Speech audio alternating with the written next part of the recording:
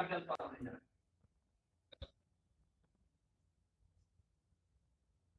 और बच्चे के यहाँ एस ऑर्बिटल का शेप चल चुका है क्लास में।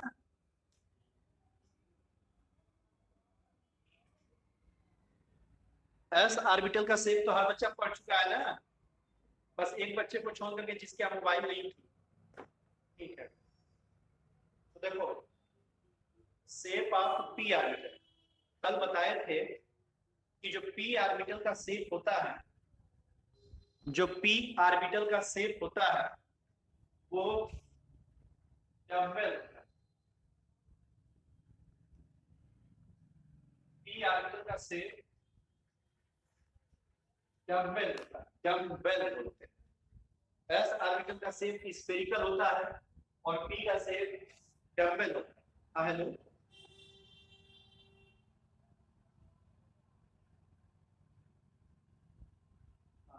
आफ्टर 40 मिनट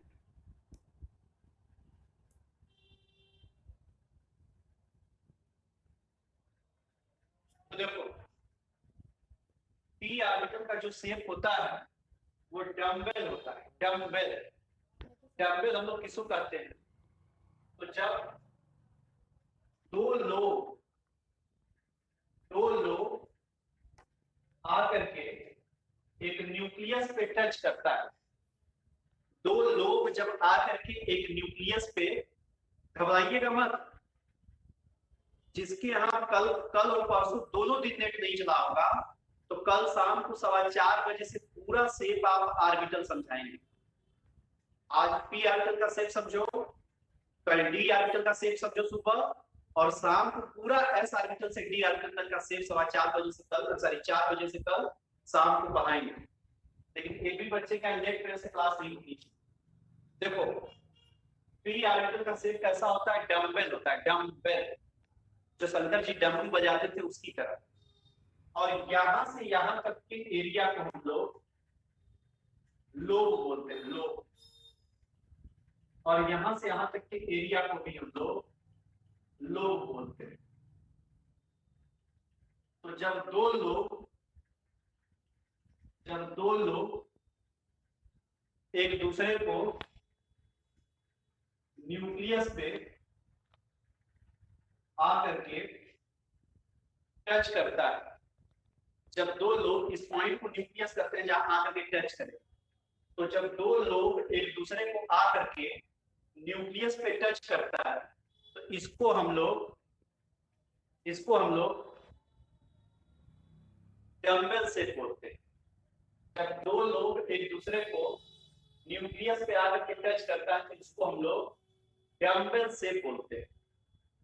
तो जो बच्चा कल से क्लास कर रहा है सबको बता दिए कि अगर एस ऑर्बिटल और एस ऑर्बिटल का न्यूक्लियस बीच में रहेगा और एस ऑर्बिटल का शेप कैसा होता है?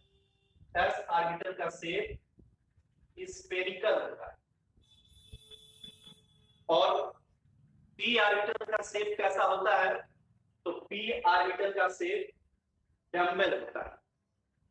डम्बेल कैसे बनता है?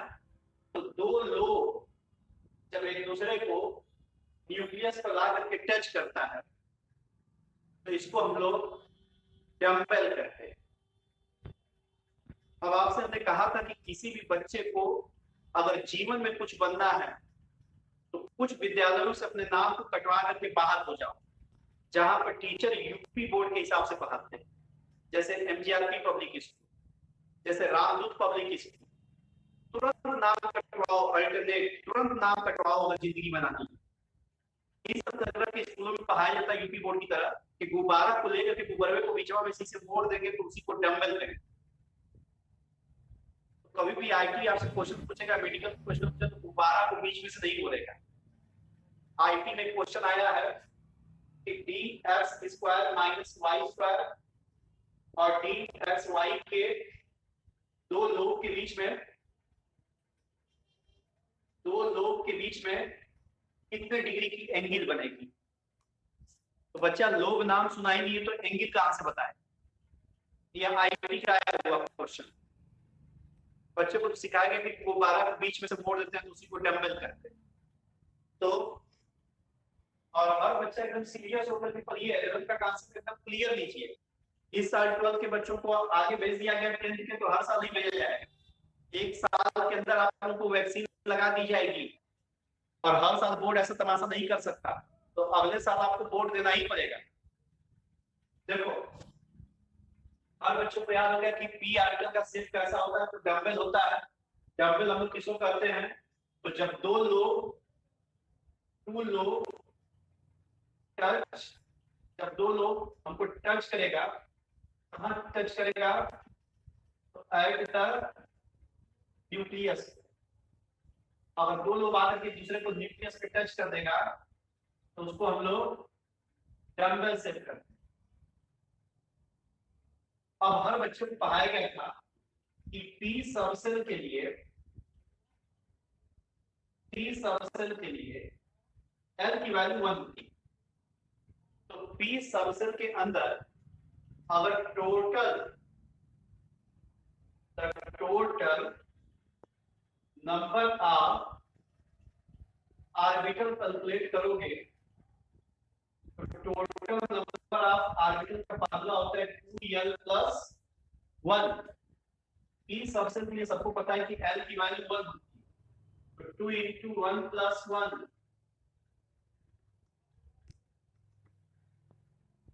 ये 3। तो 3 आने का मतलब 3 orientation is possible. P subshell के 3 ओरिएंटेशन पॉसिबल होते हैं। जब तुम एमएससी में जाओगे, एमएससी में भी ये चैप्टर मिलेगा, या बीएससी फर्स्ट ईयर में भी ये चैप्टर मिलेगा, एटॉमिक स्ट्रक्चर। नोट्स हम आपको कल भेजना भूल गए, मैं अभी क्लास ओवर होने के 2 मिनट के अंदर आपको नोट्स भेज दे रहा हूँ। पूरा एटॉमिक स्ट्रक्चर पूरा पीडीएफ में भेज दे रहा है एक साथ। तो देखो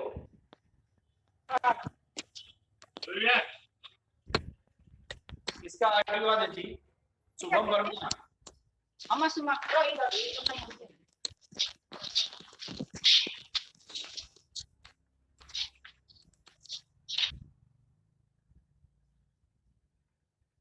आगे आप रखो भाई, रिमूव करना पड़ेगा। देखो तो पी सबसेल में तुम्हारे पास 3 ऑर्बिटल पॉसिबल हो रहा है। तो तुम क्वांटम नंबर में पढ़े थे कि पी सबसेल में इसे 3 ऑर्बिटल को हम लोग किससे इंडिकेट करते हैं, तो px py और pz। तो पी सबसेल में तुम्हारे पास 3 ऑर्बिटल था, px py और pz। तो जब तुम फिजिक्स पढ़ोगे तो तुमको बताया जाएगा कि जब फिजिक्स में आप मैग्नेटिक फील्ड कंसीडर करते हैं तो मैग्नेटिक फील्ड में 2 पोल होता है, नॉर्थ पोल और साउथ पोल। और नॉर्थ पोल और साउथ पोल के बीच से एक लाइन पास आउट होती है, जिसको हम लोग फोर्स ऑफ लाइन कहते हैं। क्या कहते हैं इसको, फोर्स ऑफ लाइन। और ये फिजिक्स में कंडीशन हमेशा वैक्यूम में होता है। अगर कोई भी पी सबसेल के ऊपर आप मैग्नेटिक फील्ड अप्लाई करते हो तो माइक्रोस्कोप से देखने पर आपको पता है कि इलेक्ट्रॉन का स्ट्रक्चर क्लाउडी दिखाई देता है। इसी के अंदर इलेक्ट्रॉनिक क्लाउड दिखाई देता है, इलेक्ट्रॉनिक धब्बा दिखाई देता है, इलेक्ट्रॉनिक क्लाउडनेस इसी के अंदर दिखाई देता है। तो जब आप मैग्नेटिक फील्ड अप्लाई करते हो,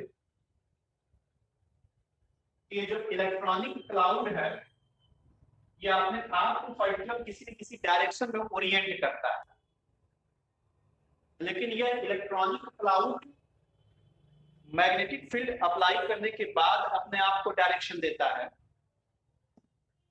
इसलिए अगर कोई आपसे पूछे ऑर्बिटल ओरिएंटेशन होता है डायरेक्शन, ओरिएंटेशन का डायरेक्शन, तो ऑर्बिटल को डायरेक्शन कब मिलता है, तो जब मैग्नेटिक फील्ड अप्लाई करते हैं तब। तो अगर आपसे कंपटीशन में पूछता है ओरिएंटेशन ऑफ ऑर्बिटल कौन बतलाता है, तो that is a magnetic quantum number बताता है। ये जितने भी बीटेक के स्टूडेंट्स स्कूलों में पढ़ा रहे हैं पब्लिक स्कूलों के मास्टर से पूछोगे कि ऑर्बिटल का ओरिएंटेशन कौन बतलाता है, तो बताते हैं सर कि एजीमुथल क्वांटम नंबर बताता है। जबकि ओरिएंटेशन होता है डायरेक्शन, और इलेक्ट्रॉनिक क्लाउड किसी डायरेक्शन में अपने आप को तब ओरिएंट करता है जब हम उसके ऊपर क्या अप्लाई करते हैं, तो मैग्नेटिक फील्ड अप्लाई करते हैं। इसलिए किसी भी ऑर्बिटल का डायरेक्शन कौन बतलाता है, तो मैग्नेटिक क्वांटम नंबर बतलाता है। अब अगर यह इलेक्ट्रॉनिक क्लाउड अपने आप को ऐसे डायरेक्शन में ओरिएंट करता है, तीन डायरेक्शन होता है एक्स, वाई और जेड, तो अगर ये इलेक्ट्रॉनिक क्लाउड अपने आप को एक्स डायरेक्शन में ओरिएंट करता है, ये इलेक्ट्रॉनिक क्लाउड अपने आप को अगर एक्स डायरेक्शन में ओरिएंट करता है, तो इसको हम लोग पीएक्स करते हैं। क्या कहते हैं? पीएक्स। अगर ये इलेक्ट्रॉनिक क्लाउड इस मैग्नेटिक फील्ड के रिस्पेक्ट में अपने आप को वाई डायरेक्शन में ओरिएंट करता है, वाई डायरेक्शन, इसको हम लोग टी वाई कहते हैं। और अगर ये इलेक्ट्रॉनिक क्लाउड अपने आप को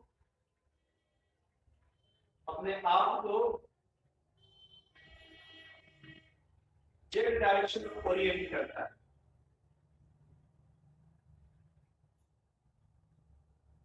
इसको हम लोग पीजेड कहते हैं।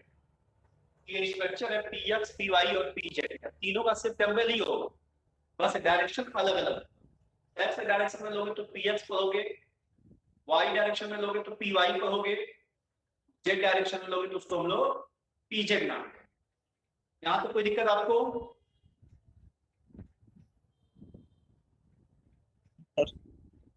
सर अगर ये बताइए, कौन लिख रहा है? सत्या सिद्दीकी। क्लियर नहीं दिख रहा है, क्लियर नहीं दिख रहा है। अब दिख रहा है तुम्हारे यहां? ठीक है, तो नहीं दिखा तो फिर से बताएं पूरा।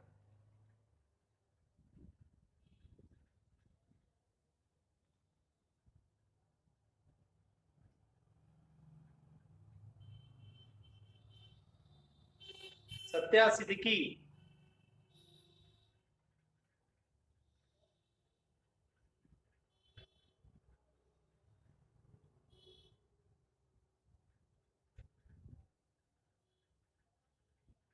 तो क्या बताएं आपको कि पी ऑर्बिटल का शेप कैसा होगा?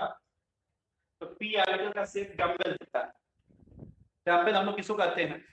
तो जब दो लोग एक दूसरे को न्यूक्लियस पे टच करता है तो उसको हम लोग डम्बल से बोलते हैं, डमरू की तरह इसका शेप होता है। और यहां से यहां तक के एरिया को हम लोग लोब बोलते हैं। तो जब दो लोब एक दूसरे को न्यूक्लियस पे टच करता है उसी को डम्बल कहते हैं। और पी सबसेल का फिगर कैसा होता है? तो डम्बल होता है। एस का शेप स्फेरिकल बनता है और पी का शेप डम्बल बनता है। हर बच्चा जानता है कि पी सबसेल के लिए एल की वैल्यू 1 पढ़ाया गया। तो पी सबसेल में टोटल नंबर ऑफ ऑर्बिटल निकालने का फार्मूला है 2l+1। तो पी सबसेल के लिए एल की वैल्यू 1 रखेंगे तो 2 × 1+1, तो 3 आएगा, मतलब 3 ऑर्बिटल, मतलब 3 ओरिएंटेशन इज पॉसिबल। तो पी सबसेल के 3 ऑर्बिटल मतलब 3 ओरिएंटेशन का डायरेक्शन, 3 डायरेक्शन में वो ऑर्बिटल क्या क्या बनता है?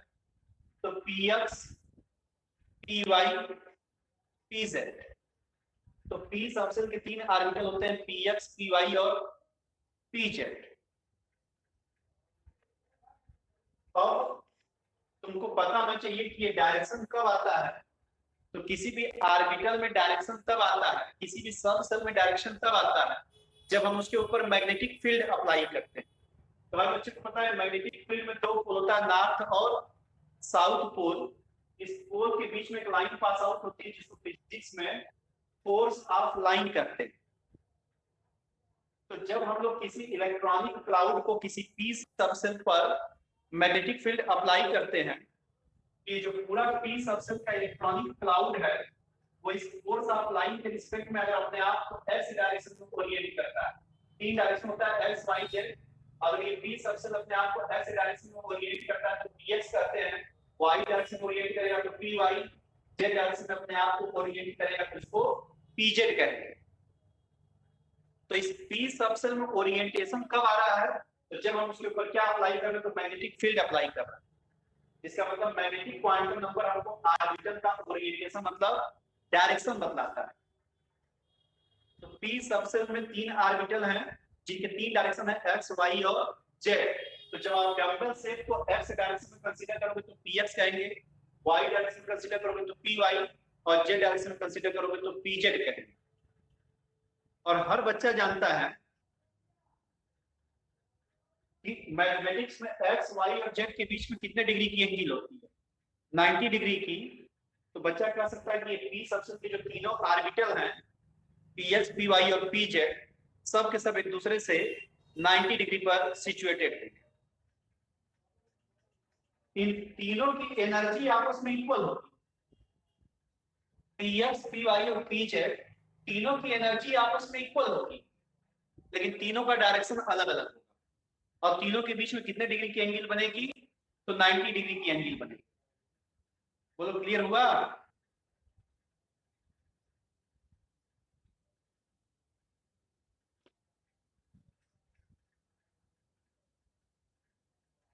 ठीक है, अब देखो, ठीक है, अब मेरी बात ध्यान से सुनना। तुम लोग अगर कल की क्लास किए रहे होगे, एस ऑर्बिटल के केस में, एस ऑर्बिटल के केस में तुम लोग द नंबर ऑफ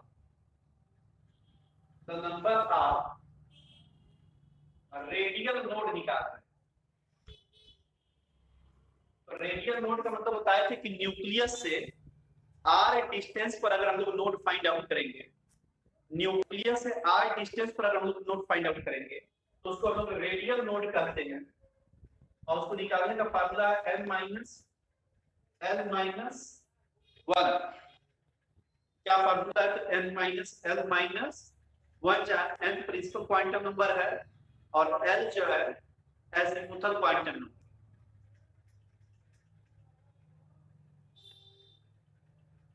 अब मेरी बात ध्यान से सुनिएगा।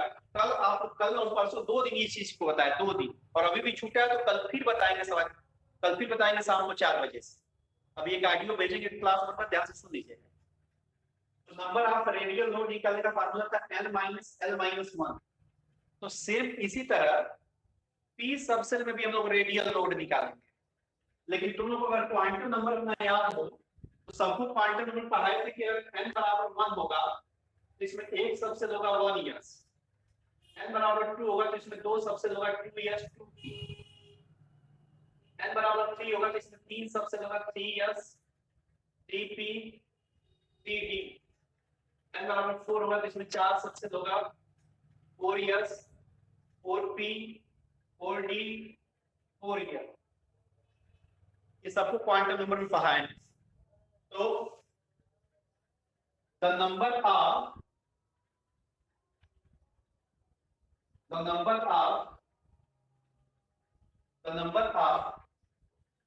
रेडियल नोड निकालने का फार्मूला यहां पर भी the number of radial node निकालने का फार्मूला यहां भी n माइनस l माइनस 1 होता है।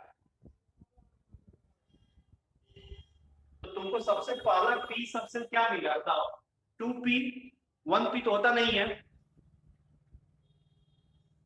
एक तरफ अगर हम लोग 2p ले रहे हैं और इसमें रेडियल नोड निकाल रहे हैं किस फार्मूले से? n minus l minus 1। तो हर बच्चे को पता है कि p सबसेल के लिए l की वैल्यू 1 ली जाती है। यहाँ सामने जो लिखा हुआ प्रिंसिपल क्वांटम नंबर है, n की वैल्यू क्या होगी? 2, p के लिए l की वैल्यू, p के लिए l की वैल्यू 1 माइनस 1 कितना आएगा? ये 0, यानी 2p में रेडियल नोड 0 होगा।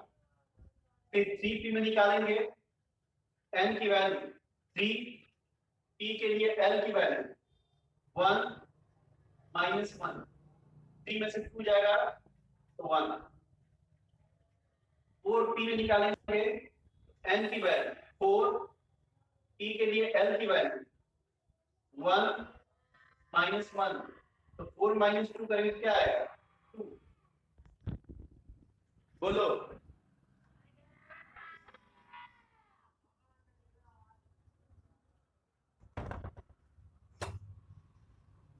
बताओ, क्लियर है? यस हाँ सर। ठीक है। Yes sir. मेरी बात ध्यान से समझना, तुमसे कहे थे कि रेडियल नोड का मतलब कि न्यूक्लियस से r डिस्टेंस पर इलेक्ट्रॉन के पाए जाने की प्रोबेबिलिटी जिस एरिया में 0 होगा उसको नोड नाम देंगे। तो इस फिगर को बनाओगे, तुम्हारी बुक में नहीं दिया हुआ है, सिर्फ कोटा की बुकलेट में दिया हुआ है ये न्यूक्लियस है। न्यूक्लियस के बाद तुम्हारा 2p आया। 2p में माइक्रोस्कोप से देखने पर इलेक्ट्रॉन का स्ट्रक्चर कैसा दिखाई देगा? क्लाउडी, बादल की तरह दिखाई देगा। अब 2p के बाद तुम एक डम्बल रीजन निकलाओगे, जिस डम्बल रीजन में इलेक्ट्रॉन के पाए जाने की प्रोबेबिलिटी 0 है। तो न्यूक्लियस के बाद 2p के बाद एक डम्बल रीजन में जहां इलेक्ट्रॉन के पाए जाने की प्रोबेबिलिटी 0 है, जिसको हम लोग नोड नाम देंगे, रेडियल नोड। और तब 2p के बाद फिर क्या आएगा 3p, और इस 3p में इलेक्ट्रॉन के पाए जाने की प्रोबेबिलिटी।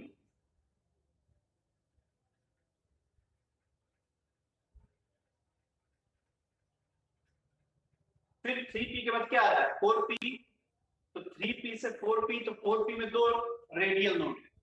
क्या मतलब है कि न्यूक्लियस से 4p तक पहुंचने में 2 नोड आएगा। तो ये न्यूक्लियस है, एक नोड आ चुका है, तो फिर एक डम्बल एरिया निकालो जिसमें इलेक्ट्रॉन के पाए जाने की प्रोबेबिलिटी 0 होगी, जिसको नोड नाम दोगे, और तब तुम्हारा आएगा क्या 4p, और इस 4p में फिर इलेक्ट्रॉन के पाए जाने की प्रोबेबिलिटी। तो ऐसे ही बार बार एक ऑर्बिटल एक नोड, एक ऑर्बिटल एक नोड होगा, जैसे यस के केस में हो रहा। बोलो क्लियर है? Yes sir. Yes sir. ये फिगर आपकी बुक में नहीं दिया होगा, ध्यान रखिएगा। अब देखिए, अगर जो बच्चा कल और परसों की क्लास अटेंड किया होगा तो उसको पता है कि एस ऑर्बिटल का शेप कैसा होता है, स्फेरिकल होता है। एस ऑर्बिटल का शेप कैसा होता है, स्फेरिकल होता है, और ये सेंटर में क्या प्रेजेंट करता है न्यूक्लियस।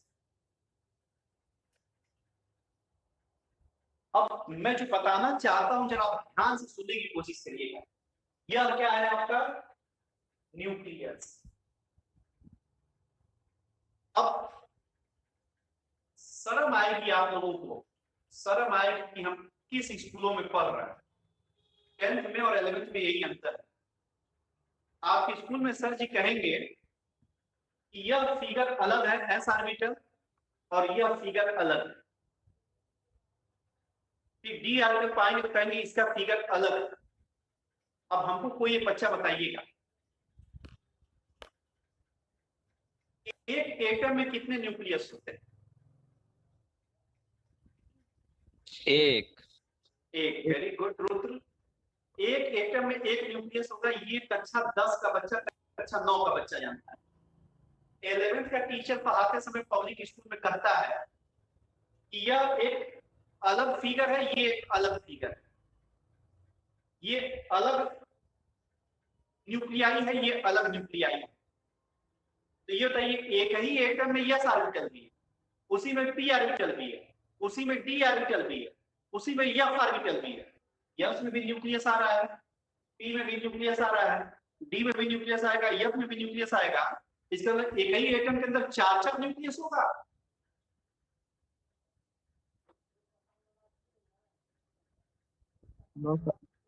नहीं, वेरी गुड। इसका मतलब है कि ये सारे फिगर एक ही जगह से ओरिजिनेट हो रहे हैं। ये सारे, जी सर मत कहिए, मैंने आपको ऑप्शन दिया था कि अगर इंटर में जीवन में कुछ करना है तो आपको गॉड एक अपॉर्चुनिटी दे रहे हैं कि रियल फिजिक्स केमिस्ट्री मैथमेटिक्स पढ़नी है, बायोलॉजी तो चले आए, लेकिन आप में से 5-7 बच्चे 10 बच्चे चले आए, आप नहीं आ पाए, आपको अपना परिणाम भुगतना होगा। ध्यान से सुनिए, एक बात सुनिए, इसका मतलब है कि न्यूक्लियस एक ही रहेगा, ऑर्बिटल कई हो सकते हैं, S orbital, P orbital, D orbital, यानी एक ही न्यूक्लियस के चारों तरफ सारे फिगर होते हैं।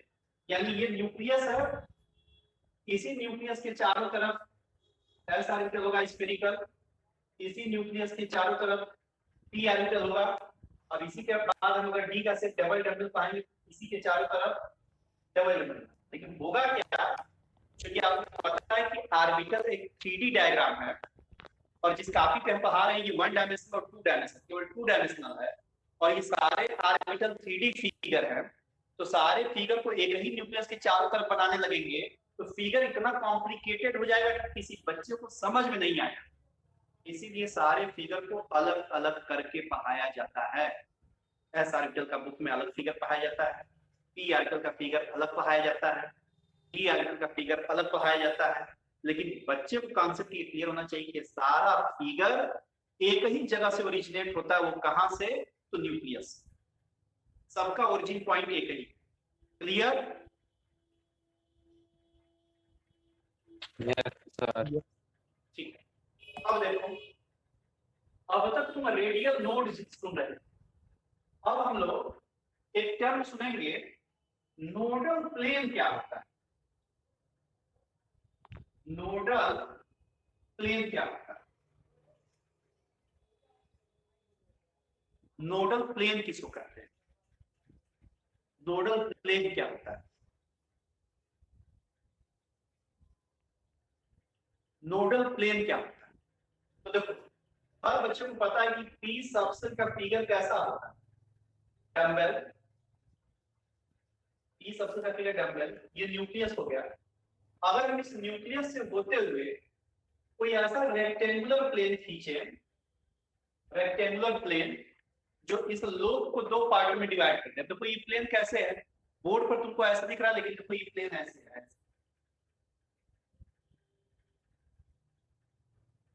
जो लोब को 2 पार्ट में क्या कर दिया, डिवाइड कर दिया। तो इस रेक्टेंगुलर प्लेन को हम लोग नोडल प्लेन कहते हैं।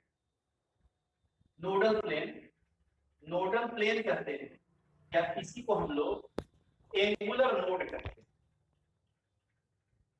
अगर हम लोग किसी लोब से होते हुए एक ऐसा रेक्टेंगुलर प्लेन खींचे जो लोब को 2 पार्टों में क्या कर दे, डिवाइड कर दे, ऐसे रेक्टेंगुलर प्लेन को हम लोग नोडल प्लेन या एंगुलर प्लेन कहेंगे।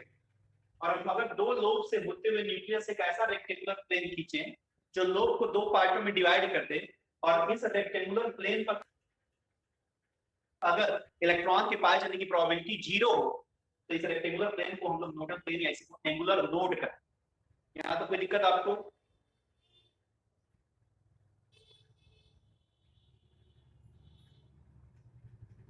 और देखो, नोडल प्लेन कैलकुलेट करने का क्या फार्मूला होता है? नोडल प्लेन कैलकुलेट करने का क्या फार्मूला होता है? तो नोडल प्लेन मतलब एंगुलर नोड, नोडल प्लेन मतलब एंगुलर नोड कैलकुलेट करने का फार्मूला होता है एल। जितना एजिमुथल क्वांटम नंबर की वैल्यू आएगी उतना नोडल प्लेन होगा। जैसे मान लो एक तरफ हम लिखते हैं ऑर्बिटल, एक तरफ हम लिखते हैं नोडल प्लेन। अब तुम मैथमेटिक्स कैसा पढ़ते हो अभी क्लियर हो जाए। जैसे ऑर्बिटल तुम्हारे पास पी एक्स, ये तो पी सबसेल के लिए एल की वैल्यू कितनी होती है? पी के लिए एल की वैल्यू कितनी होती है? 1। तो जो एल की वैल्यू होगी, क्योंकि पी सबसेल है, पी सबसेल के लिए एल की वैल्यू 1 होगी, तो नोडल प्लेन का फार्मूला क्या है? एल 1। जितना एल की वैल्यू होगी वही नोडल प्लेन होगा, यानी पीएस में एक नोडल प्लेन होगा। तो क्या होती है? रेक्टेंगुलर प्लेन है, टू डायमेंशनल हो गया, वेट हो गया, या हो गया, वेट हो गया। अगर ये रेक्टेंगुलर प्लेन है तो ये 2 डायरेक्शन से खींचा जाएगा ना। अगर ऑर्बिटल एक्स डायरेक्शन पर होगा तो नोडल प्लेन किस एक्सिस से खींचा जा सकता है? वाई जेड एक्सिस, यानी वाई जेड प्लेन हो जाएगा। अगर ऑर्बिटल तुम्हारा पी वाई है तो P के लिए फिर L की वैल्यू 1 ही आएगी। तो रेक्टेंगुलर प्लेन कहां से खींचा जा सकता है? तो अगर आर्टिकल y एक्सिस पर है तो rectangular plane z axis plane से खींचा जा सकता है, और अगर आर्टिकल z एक्सिस पर है यहाँ वैल्यू 1 होगी तो रेक्टेंगुलर प्लेन z एक्सिस पर तो यहाँ कहां से खींचा जा सकता है? x y प्लेन से। क्लियर?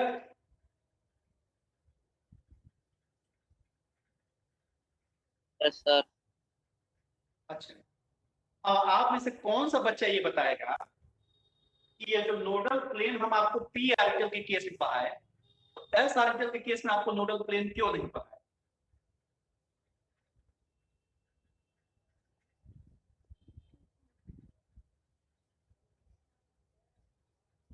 नोडल प्लेन को एंगुलर नोड भी कहा जाता है। सर क्योंकि एल की वैल्यू 0 होती है। Very good, S of cell के लिए एल की वेरी गुड, वेरी गुड। यही प्रूफ करेगा तो कि तुम गाजीपुर जनपद के पब्लिक स्कूल के मास्टरों से ज्यादा तेज, क्योंकि यस के लिए एल की वैल्यू 0 होती है, तो यस में नोडल प्लेन होगा ही नहीं। अब देखो, जो बच्चा एनसीईआरटी पढ़ेगा तो उसमें नोड का फार्मूला क्या लिखा होगा? तो उसमें नोड का फार्मूला n-1 लिखा है। अब देखो, बहुत बड़ी चीज बताएंगे, ध्यान से सुनना। यहीं पर संदीप महाराज एक बहुत बड़ा ब्रांड है, फेल कर गए। नोड का फार्मूला क्या है? n-1, तुम्हारी किताब में लिखा होगा। अब सर जी क्या किए कि ये n-1 में यूज करके फार्मूला यूज किया रेडियल नोड का। क्या? n-l-1। इस दोनों में अंतर नोड का फार्मूला n-1 कैसे आया? तो तुमने सुना कि नोड दो तरह का होता है, कौन कौन सा? तो radial node plus angular node. तो रेडियल नोड का फार्मूला पढ़ेगा n-l-1, और एंगुलर नोड का फार्मूला अभी भी पढ़ेगा। नोडल प्लेन का फार्मूला क्या पढ़ेगा? l, ये l से l कैंसिल, n-1, ये नोड का फार्मूला हो गया। समझ पा रहे हो बात को? Yes sir. होता क्या है, एस ऑर्बिटल के केस में तुमको पता है कि एस के लिए l की वैल्यू 0 होती है। तो जब एंगुलर नोड वहां पर 0 होगा, l की वैल्यू 0 होगी, तो वहां n-1 ही तुम्हारा नोड भी होगा, वही तुम्हारा रेडियल नोड भी होगा एस के केस में। क्योंकि यार एस के केस में l की वैल्यू क्या हो जा रही है? 0 हो जा रही है। वहां एंगुलर नोड नहीं है, नोडल प्लेन नहीं है एस के केस। लेकिन पी के केस में ऐसी बात नहीं ना है, बोलो। नहीं है सर। एक अच्छा स्टूडेंट क्या दिमाग लगाएगा, जब हमसे रेडियल नोड पूछेगा तो हम फार्मूला यूज करेंगे n-l-1। जब हमसे नोड एंगुलर नोड